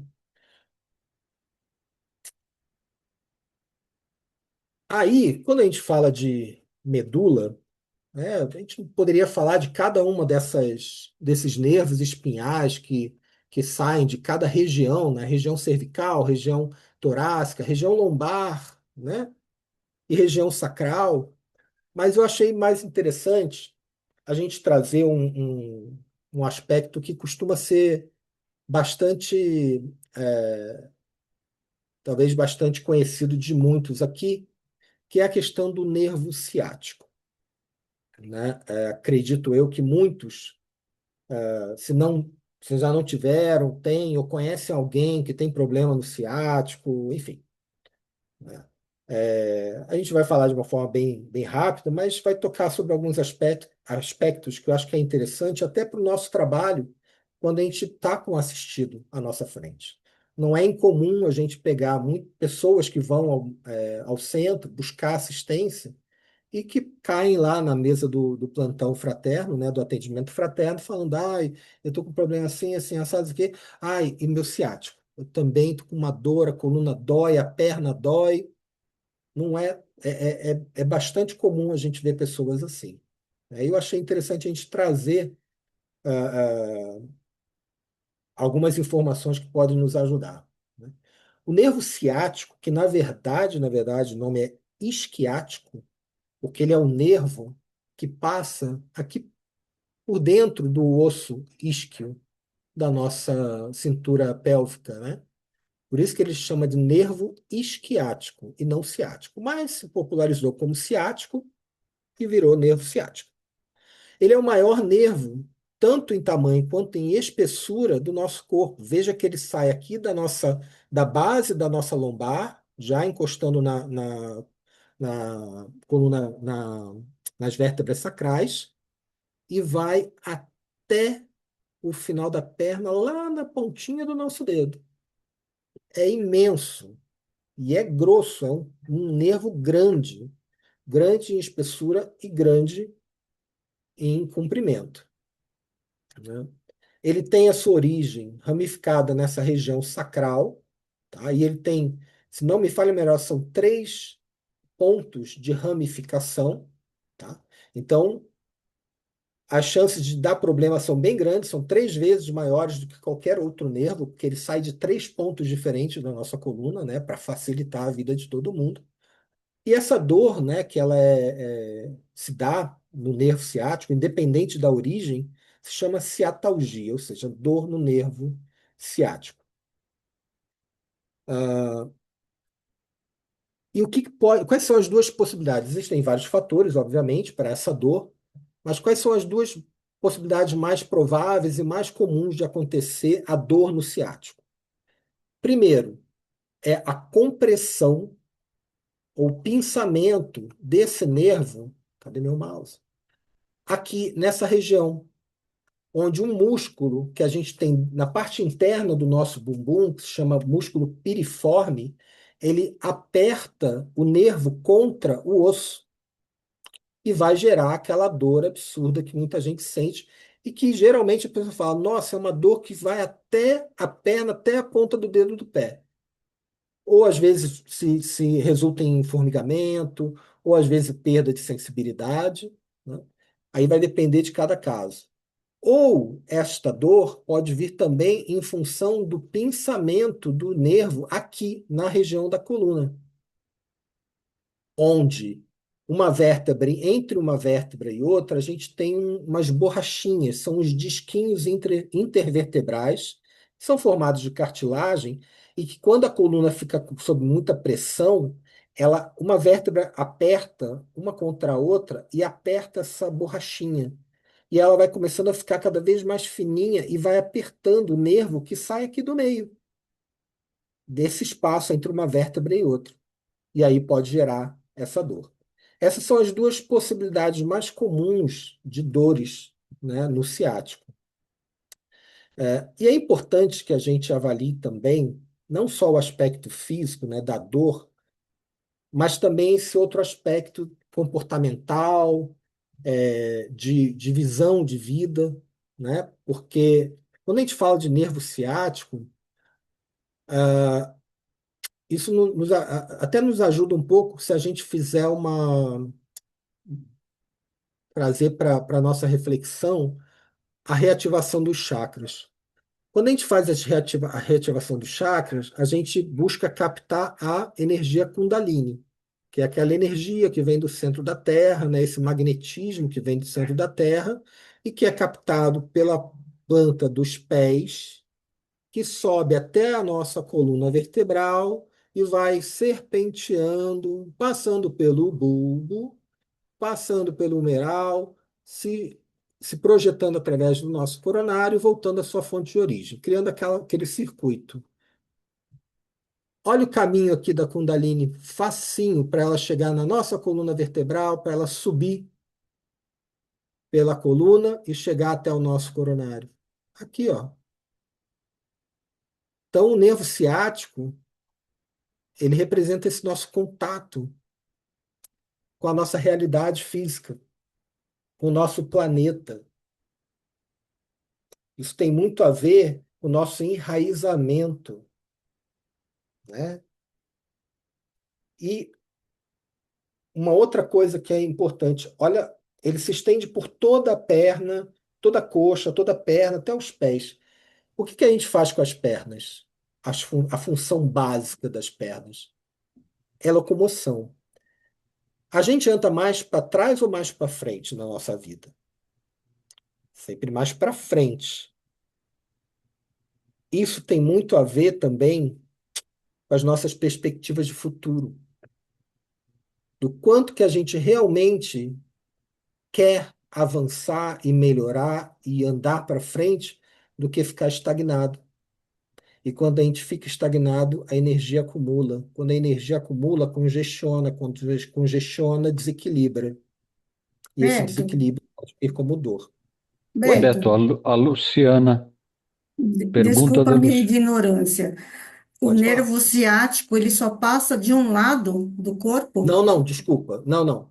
É que a representação aqui é só de um lado, tá, gente? Mas é Ah, dos dois, entendi. Dos dois, tá? né? Tá bom, É só a obrigada. representação aqui para, tá? Mas é bom falar porque às vezes a pessoa pode não, né? É uma questão anatômica, não tem problema não, não tem erro nenhum na pergunta, pelo Tá contrário, certo, obrigada. tá? Ele na verdade vai para os dois, tanto que tem pessoas que têm mais problema de uma perna quanto tem na outra, né? Sim, O nosso corpo ele a gente na biologia, a gente diz que a nossa simetria é uma simetria bilateral. Então, a maior parte, né, das estruturas que compõem o nosso corpo elas são iguais, tanto de um lado quanto do outro, a maior parte, né?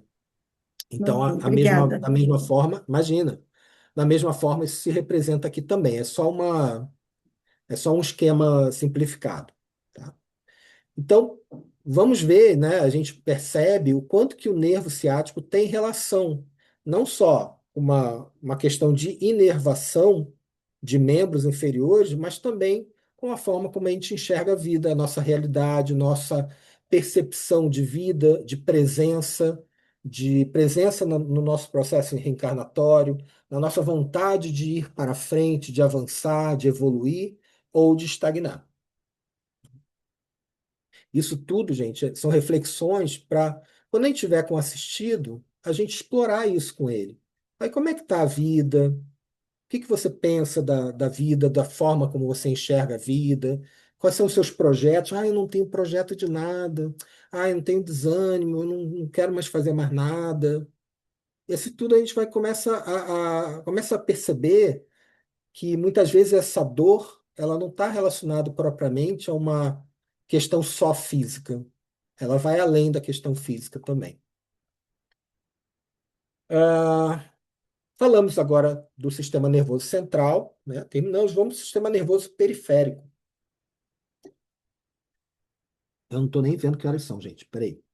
9h30. Já está acabando já. O sistema nervoso periférico, ele está relacionado a justamente esses nervos que vão sair da nossa medula.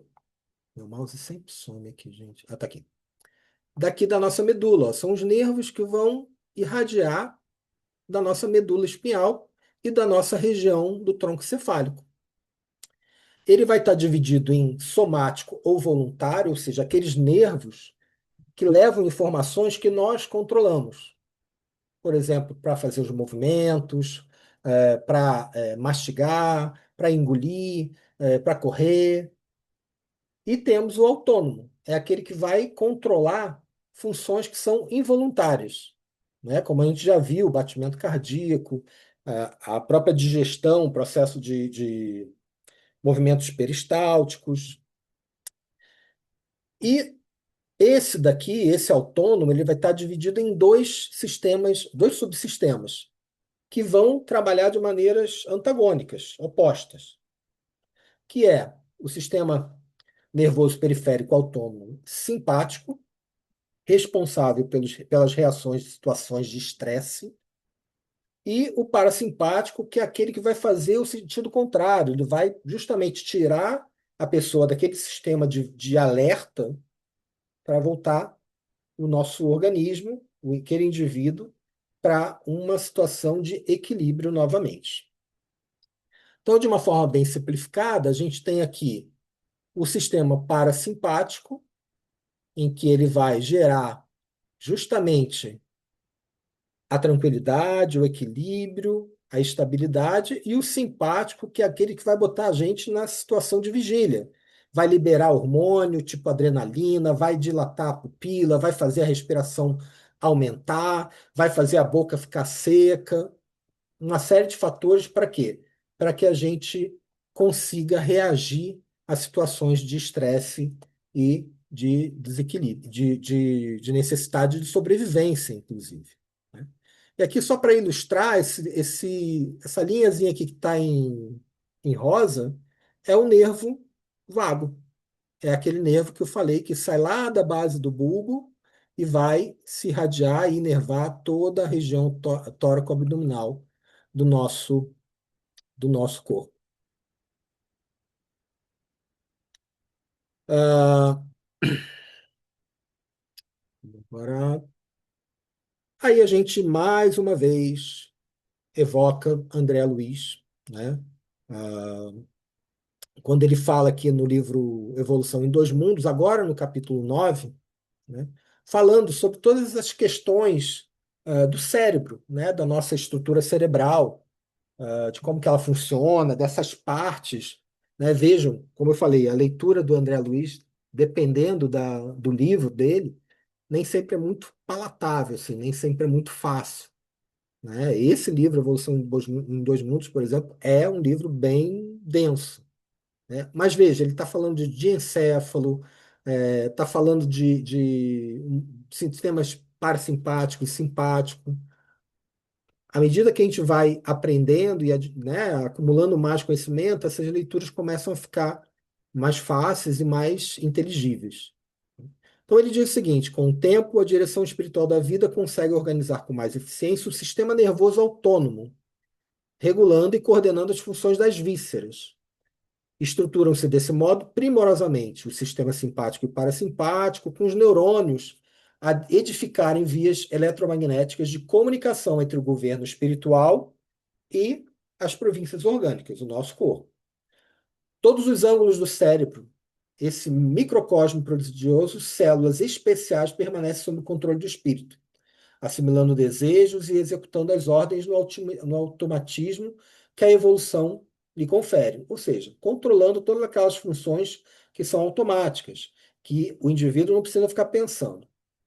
Aí, desde os pares cranianos, olha aí, falamos dos 12 pares cranianos, inclusive do nervo 10, o vago, até o grupo sacro, ou seja, ao longo de todo o tronco encefálico, até o final da nossa coluna, da nossa medula espinhal, com neurônios localizados na medula sacra, nervos especiais funcionam como estações emissoras e receptoras manipulando a energia mental projetada ou recolhida pela mente, em ação constante, nos domínios da sensação e da ideia, em conexões de trajetos que a ciência do homem mal começa a perceber, atuando nos demais centros do corpo espiritual e nas zonas fisiológicas que configuram o veículo somático através dos circuitos reflexos. No diencéfalo, lá no meinho lá do nosso cérebro, campo essencialmente sensitivo e vegetativo, parte das mais primitivas do sistema, o centro coronário, por fulcro luminoso, entrosa-se com o centro cerebral, a exprimir-se no córtex em todos os mecanismos do mundo cerebral e dessa junção de forças. O espírito encontra no cérebro o gabinete de comando das energias que o servem, como aparelho de expressão de seus sentimentos e pensamentos, com os quais, no regime de responsabilidade, de autoescolha, ao livre-arbítrio aqui, plasmará no espaço e no tempo seu próprio caminho de ascensão a Deus. A gente pode compreender bem esse texto do André de uma forma bem resumida e gráfica, né? Onde o nosso corpo mental, né, vai agir sobre o nosso perispírito, que, por sua vez, vai transmitir as emoções, as energias para o dupletérico, que abarca o chakra coronário, fortemente associado àquela parte interna do nosso cérebro, por conta da glândula pineal, que a gente não falou aqui, porque a gente vai falar no sistema endócrino. Daí, esse age sobre o sistema nervoso e o sistema endócrino, liberando os impulsos, liberando os hormônios, né, para os tecidos, para as células, para os órgãos, que vai se expressar no nosso corpo físico. E vai aproveitar essas energias, dependendo da forma, positiva ou negativamente. E o contrário também existe, esse caminho também é inverso. Lembra que a gente falou, é uma via de mão dupla. O que se expressa na mente reflete no corpo físico e as expressões do corpo físico também refletem no nosso corpo mental e no nosso perispírito e, consequentemente, no nosso espírito. E o coronário é, para o nosso espírito encarnado, né, a estação central da nossa mente. É lá que se registra tudo que vai se refletir no nosso perispírito, né? Então, a cada reencarnação que nós temos, né, a gente pode reviver algumas necessidades físicas e psíquicas que estão diretamente ligadas às nossas necessidades de evolução espiritual. E claro que, se a gente fala de corpo físico, fala de todas essas relações, né, os sistemas, todos os sistemas também têm associações com os nossos centros de força, com os nossos chakras. E no caso do sistema nervoso, dois, é, dois dos chakras, né, que estão diretamente ligados ao sistema nervoso é o coronário, né, que vai ser ali, basicamente é o coronário que controla todos os demais centros de força, os chakras no nosso corpo, ligado aí, como a gente viu no mapa, né, naquele esquema, ligado a essas emanações de energia que vem do plano espiritual, do nosso espírito, para o sistema nervoso, está intimamente ligado à nossa glândula pineal,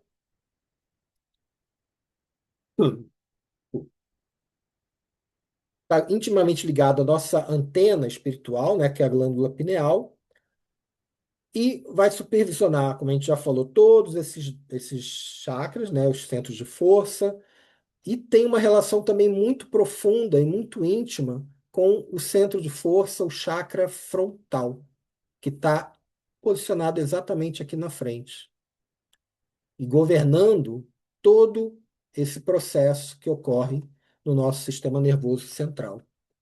E o frontal, por sua vez, vai trabalhar muito intimamente com o nosso sistema endócrino através do hipotálamo. Por isso que quando a gente fala, o meu chakra frontal não está aqui não, gente. Não está aqui no meio da testa, está aqui, ó, entre os olhos. É aqui que se posiciona o hipotálamo. O hipotálamo está nessa posição aqui. Não está aqui, não. Está aqui, no esfenetimoide. Então, o chakra está aqui. O chakra frontal, ele se projeta daqui, entre os olhos. Terceiro olho. Não é no meio da testa. Aí fala, mas tanto faz, né? Tanto faz, sim. Vale a intenção? Vale a intenção. Mas se a gente tem consciência de onde que o negócio acontece de fato, por que que a gente não vai trabalhar em cima daquilo que a gente realmente sabe que é o local certo? Assim como funciona também com o nosso corpo físico. Por isso que a gente precisa conhecer ele, para atuar como magnetizador. O centro de força frontal, né, o chakra frontal, ele trabalha, como eu falei, em colaboração com o chakra coronário, né? Trabalhando ali tanto com a pineal, tanto com a hipófise, que é o hipotálamo, né? A região do hipotálamo. E aí, para finalizar, a gente volta para André Luiz. Hoje vocês estão de saco cheio de André Luiz, hoje, que não vão querer nem mais ler o André Luiz. No capítulo 15, lá no Evolução em Dois Mundos, ele fala do vampirismo. E ele fala justamente dessa relação.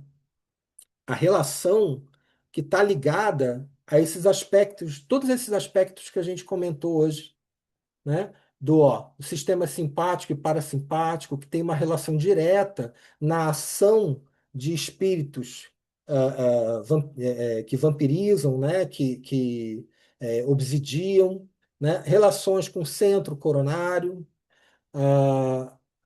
e claro, né? Ele já, no começo da frase, ele já deixa claro o seguinte, ó, estabelecida essa operação de ajuste, que os desencarnados e encarnados comprometidos em aviltamento mútuo. Ou seja, uma ação dessa só acontece quando a gente sintoniza. Então, a gente muitas vezes tem uma tendência, né, de, não, eu estou sendo obsidiado, estou sofrendo, mas e a nossa vibração? E a nossa conexão com essas, né, com as energias, né? Isso não vai acontecer, nada disso vai acontecer se não tiver isso aqui, não tiver conexão.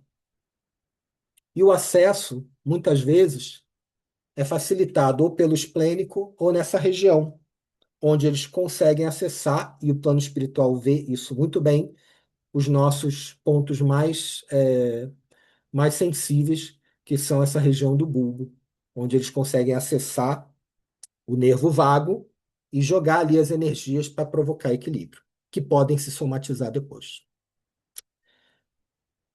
É isso, gente. Já temos 15 minutos. Muita coisa, né?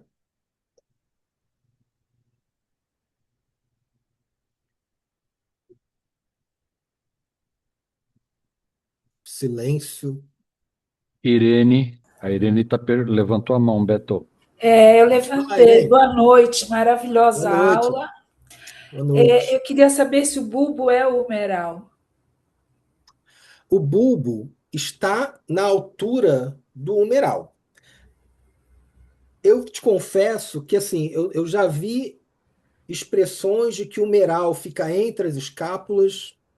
Eu já ouvi as pessoas falando que o humeral está exatamente nessa posição na altura do tronco cefálico. Então, assim, eu te confesso que eu não conheço literatura que caracterize isso com bastante clareza.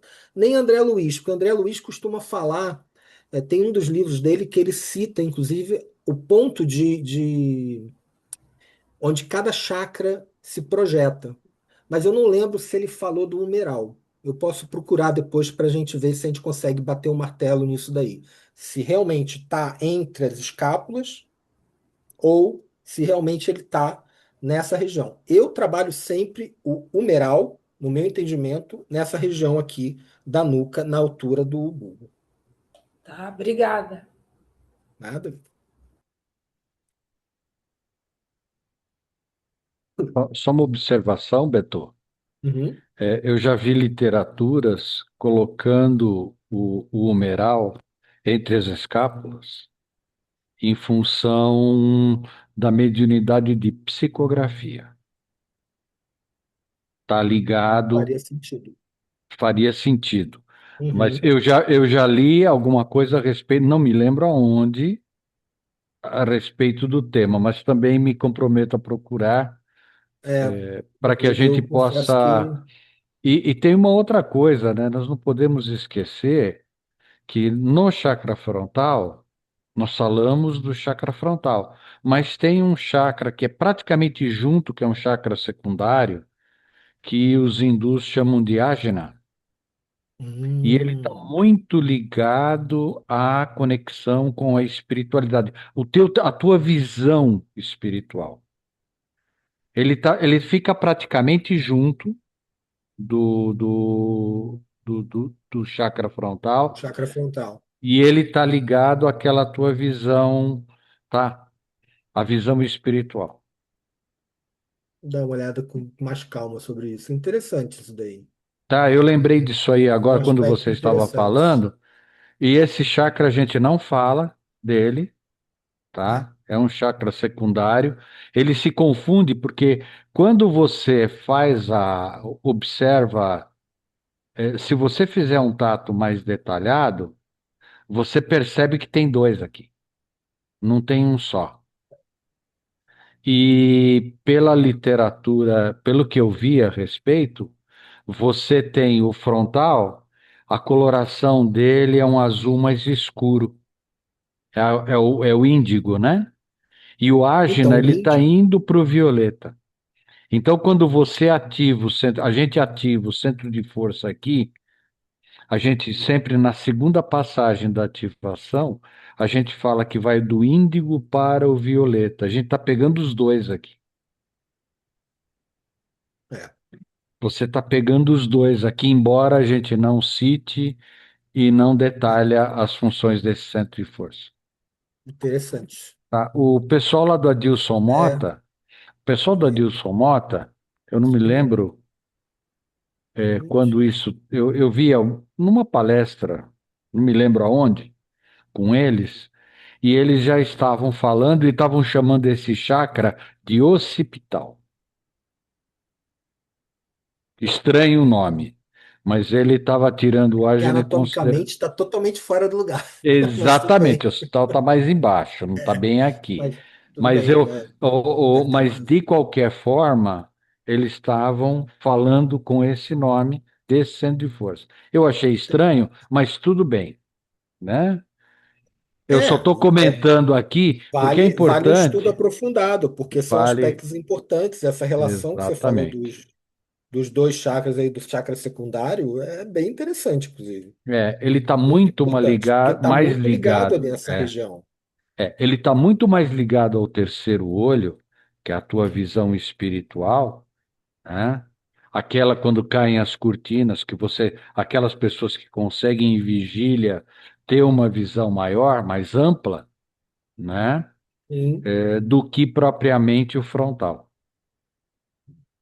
Estou vendo aqui que a Ana Maria colocou aqui no grupo, no chat, né? Se tem indicação de outros livros de corpo humano, sistema nervoso, além desse do André Luiz.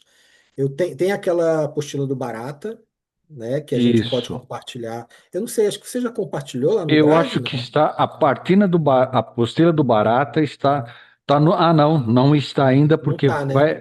eu não abri para eles. Desculpe, eu Tá. tinha que ter aberto a partir de O hoje módulo os 2. livros do módulo 2. A literatura Então do isso daí módulo já vai, 2 eu já vou colocar isso a partir de amanhã. Eu tá não ótimo, abri o já vai link estar do módulo disponível. 2 da literatura. Maravilha. Então tem esses e se tiver Tá, mais alguma coisa, eu coloco aí no grupo, ou passo para o Ivan e coloca lá no Drive também, tá? Mas os isso. livros do André Luiz, acho que até por conta dessa, né, daquela última encarnação dele como médico, acho que de alguma forma tem muita coisa, né? Mesmo assim, não tem um livro específico que ele fala sobre isso, né? Quando ele fala na Evolução em Dois Mundos, ele se aprofunda bastante em alguns aspectos. Mas você encontra informações desse tipo espalhadas em várias literaturas dele, em Missionários da Luz, no próprio Nosso Lar, enfim. É, como eu falei, eu sou fãzão do cara, então eu faço a propaganda. Mas eu sei que tem outras. Tem livros do Gasparetto também, que é aquela metafísica da saúde, que Eu também vou tem dividir bastante. esse também com o grupo. Esse eu Ótimo. vou colocar, eu tenho o PDF dele. 4 volumes, inclusive. Exatamente. Quatro É volumes. muito Então, interessante para estudo. Isso aí é a longo prazo, né? Não, não queiram estudar nesse período aqui que nós estamos falando, porque é muita coisa. Mas é bom para consulta.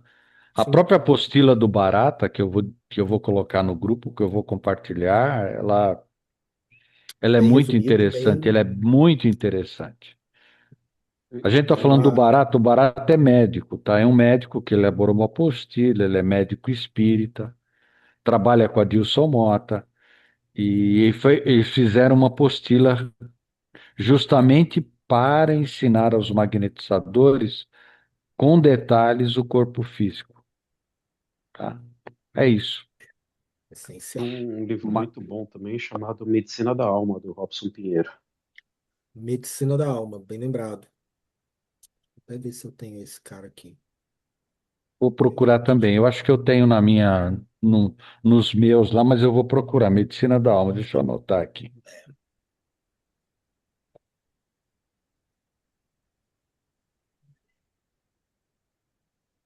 Bom, tem o Fisiologia da Alma também do Ramatiz, né? Que É, ele não trata especificamente da parte, vamos dizer assim, estrutural, mas ele fala dos problemas, das doenças, dos comportamentos alimentares e, querendo ou não, isso tem também uma importância no entendimento daquilo que a gente precisa é, conhecer para poder atuar como magnetizador, né? Então não deixa de é, ser um. o, É, é muito interessante a fisiologia da alma também quando ele fala que as origens das doenças estão no emocional e ele fala das questões emocionais que levam a determinadas doenças. É muito interessante a leitura.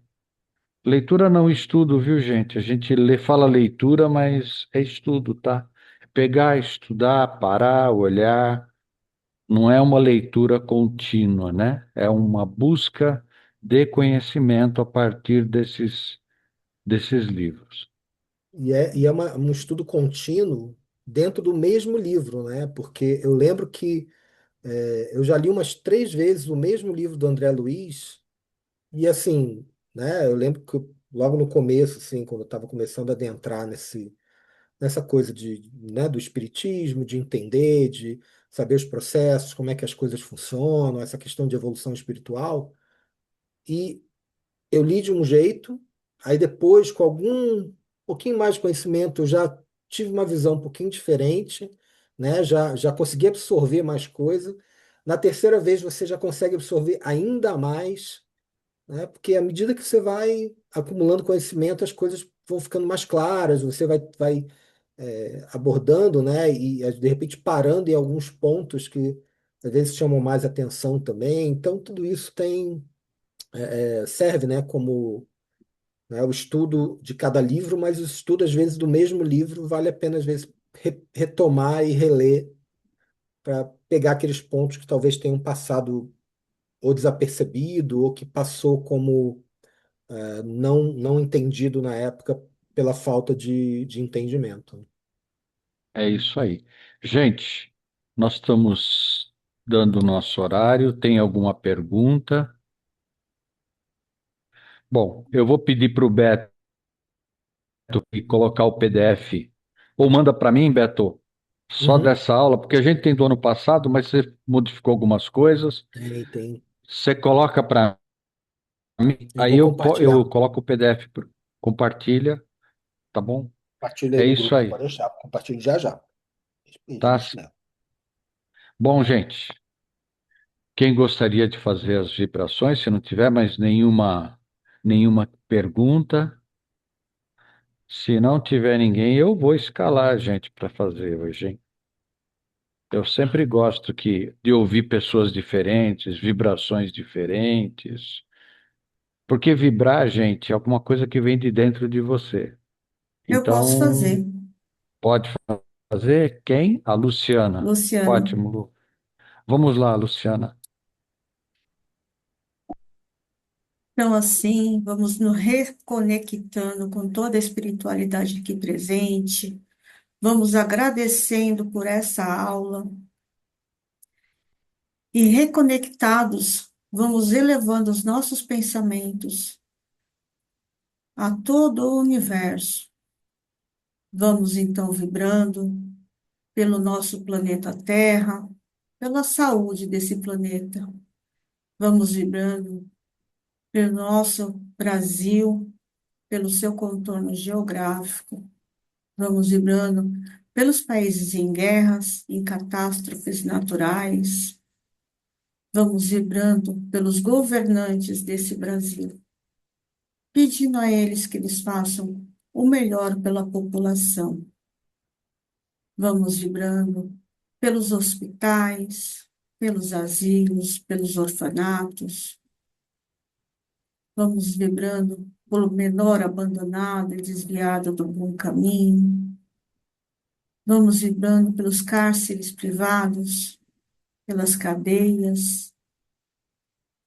Vamos vibrando pelo vale dos suicidas, abortados e pelo umbral.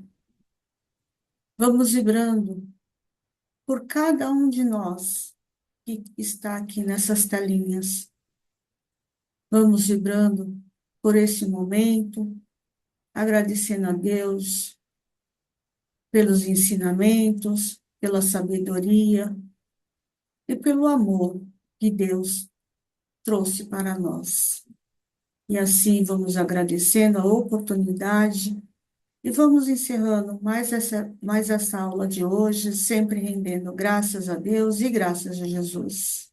E assim seja. Gente, muito obrigado. Uma boa noite a todos. Bons estudos, gente. Até quarta-feira que vem. Beto, gratidão, Beto. Muito, Obrigado. muito Boa bom. Eu que noite. agradeço Gratidão, a Beto. Boa oportunidade. noite a Boa Boa noite todos. a noite a todos. todos. Boa Tchau, noite tchau.